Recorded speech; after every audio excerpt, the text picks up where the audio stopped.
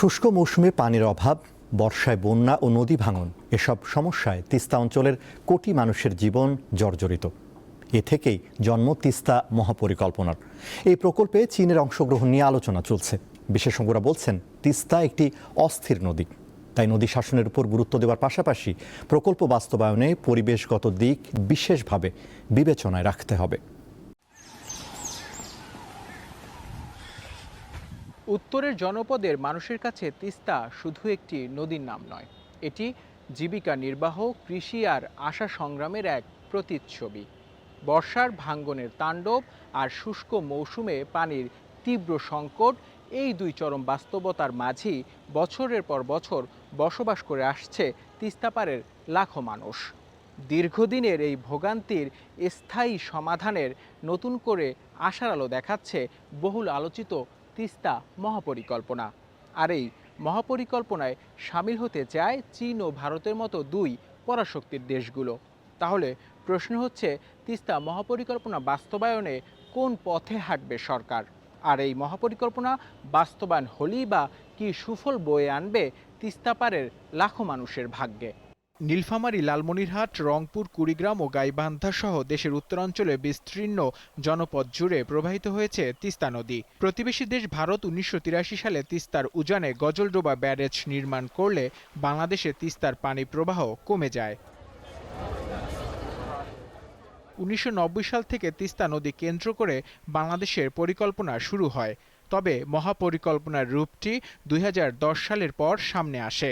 ২০১৬ সালে চীনের রাষ্ট্রীয় প্রতিষ্ঠান পাওয়ার চায়না এ প্রকল্পে আগ্রহ প্রকাশ করলে এটি আন্তর্জাতিক মনোযোগ পায়।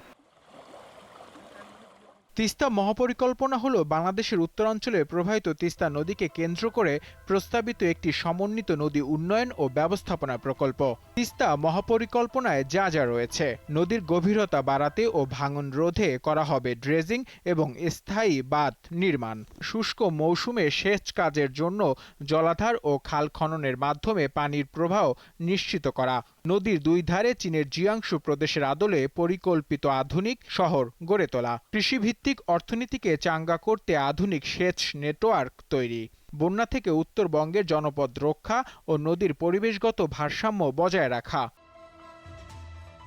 প্রকল্পের আওতায় ৩ থেকে ৫ কিলোমিটার চওড়া তিস্তা নদীকে সংকুচিত করে ৮০০ মিটার থেকে ১ কিলোমিটারে নামিয়ে আনা হবে এবং দুই পার বরাবর প্রায় ২০০ কিলোমিটার বাঁধ ও রাস্তা নির্মাণের পরিকল্পনা রয়েছে। এছাড়া বাংলাদেশ অংশে তিস্তা মহাপরিকল্পনার আওতায় প্রায় ১১০ কিলোমিটার নদীপথ ড্রেজিং ও শাসন, যা নদীর গভীরতা ও প্রশস্ততা ঠিক করার সুপারিশ করা হয়েছে।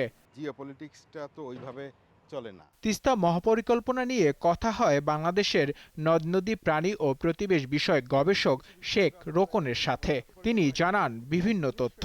তিস্তা মহাপরিকল্পনা তো দরকার আছে, এ নিয়ে কোনো সন্দেহ নাই। কারণ আমার ভাঙন রোধ করতে হবে, আর্থসামাজিক উন্নয়ন প্রয়োজন হবে, নৌ চলাচল করতে হবে, এগুলো তো দরকার আছে। কিন্তু দুটো ফিজিবিলিটি স্টাডি বা সম্ভাব্যতা যাচাই সমীক্ষা, সেখানে ৫৮ জন এক্সপার্টকে যুক্ত করা হয়েছে এটা করার জন্য। এর মধ্যে একজনও বাংলাদেশি না। মহাপরিকল্পনার তথ্য নথিপত্র আপনি কোথাও পাবেন না। তবে সম্প্রতি প্রধানমন্ত্রী তারেক রহমানের চীন সফরের পর নতুন সম্ভাবনা দেখছেন এই গবেষক। মহাপরিকল্পনা বাস্তবায়নের ক্ষেত্রে পরিবেশগত ভারসাম্য রক্ষার বিষয়টি গুরুত্ব দিতে হবে বলে জানান তিনি। মহাপরিকল্পনা বাস্তবায়ন করতে গিয়ে পরিবেশ ধ্বংস করা যাবে না। যেমন আমরা ভারতের গজলডোবা ব্যারেজ দেখেছি। এমনিতে তিস্তা খুব অস্থির নদী, এটা ১ বছরেই ভরাট হয়ে যেতে পারে। ফলে তিস্তা মহাপরিকল্পনার প্রয়োজনীয়তা নিয়ে কোনো প্রশ্ন নাই, এটা লাগবেই। প্রশ্নটা হচ্ছে যে আপনি কিভাবে করতেছেন, এটা পরিবেশসম্মতভাবে করতেছেন কিনা, বহুপাক্ষিক হচ্ছে কিনা, টেকসই হবে কিনা, সেটা হলো প্রশ্ন। তার মতে সম্ভাবনার পাশাপাশি রয়েছে বেশ কিছু বড় চ্যালেঞ্জ। নদীপাড়ের অবকাঠামোগত উন্নয়নের পাশাপাশি ন্যায্য পানি প্রবাহ নিশ্চিত করতে না পারলে কাঙ্ক্ষিত সুফল পুরোপুরি পাওয়া কঠিন হবে। একপাক্ষিক হলে এটা একটা বহু রাজনৈতিক বিরোধের জায়গা তৈরি হবে। আমি ভারতের সঙ্গে গেলে চীন বেজার হবে, চীনের সঙ্গে গেলে ভারত বেজার হবে। প্রাথমিকভাবে তিস্তা মহাপরিকল্পনায় ব্যয় ধরা হয়েছে ৮,২০০ কোটি টাকা। তিস্তার ঢেউ বয়ে নিয়ে আসে ভাঙনের গল্প, আবার এই একই স্রোতে ভেসে আসে নতুন দিনের স্বপ্ন।